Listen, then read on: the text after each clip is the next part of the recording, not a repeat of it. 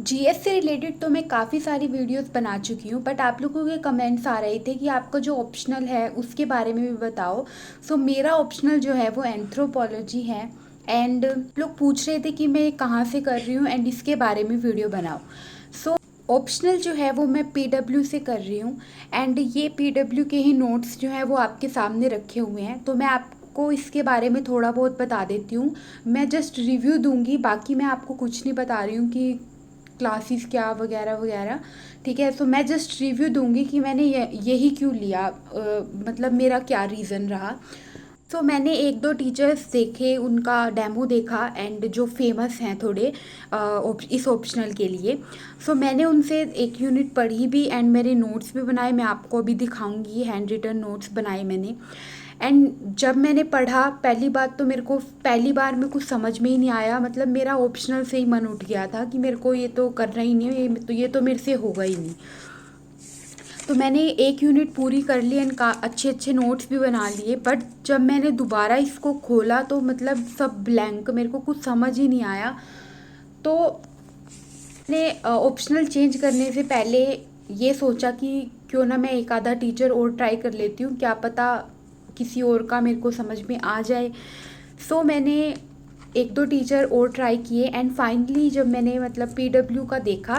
सो पहली बात तो ये कि एक हिंदी इंग्लिश बैच है, मतलब मिक्स पढ़ाते हैं वो, हिंदी और इंग्लिश दोनों में है। मेरे को इनकी एक्सप्लेनेशन काफ़ी सही लगी और इनका तरीका भी जो मेरे को पसंद है काफ़ी। तो मैंने अपने उस पे देखा, जैसे मैंने जीएस का लिया तो उसमें भी पहले नोट्स वो देती हैं एंड देन बस हमें समझना होता है।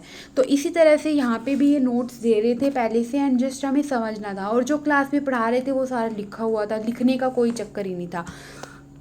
क्योंकि क्या होता है कि जब हम लोग लिखते हैं ना तो थोड़ा क्या होता है, हमारा दिमाग इधर उधर चला जाता है, और क्लासेस में यही होता है कि एक बार छूट गया तो फिर रिकॉर्डेड दोबारा से देखनी पड़ती है।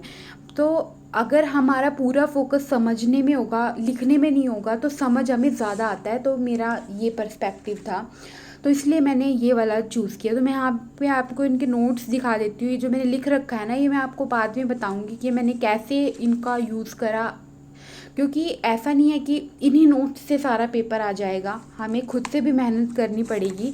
तो वो कैसे आप लोग करोगे वो मैं आपको बताऊंगी। बट आज की वीडियो में सिर्फ मैं आपको रिव्यू दे रही हूँ एंड अपना बता रही हूँ कि मैंने कहाँ से मैं अपना ऑप्शनल कर रही हूँ। बाकी इससे रिलेटेड अगर आप लोगों को कुछ भी पूछना है तो फिर वो मैं आपको नेक्स्ट वीडियो में बताऊँगी एंड आप कमेंट्स में बता देना। बट ये सब मत पूछना कि कोचिंग के बारे में, ठीक है। ऑप्शनल से रिलेटेड कुछ डाउट है तो वो आप लोग पूछ लेना कि नोट्स हैं तो उनको कैसे यूटिलाइज़ करना है, मैं आपको बता दूंगी ये जो मैंने लिख रखा है क्या सब है। ठीक है, तो ये आप लोगों के लिए काफ़ी बेनिफिशियल होगा।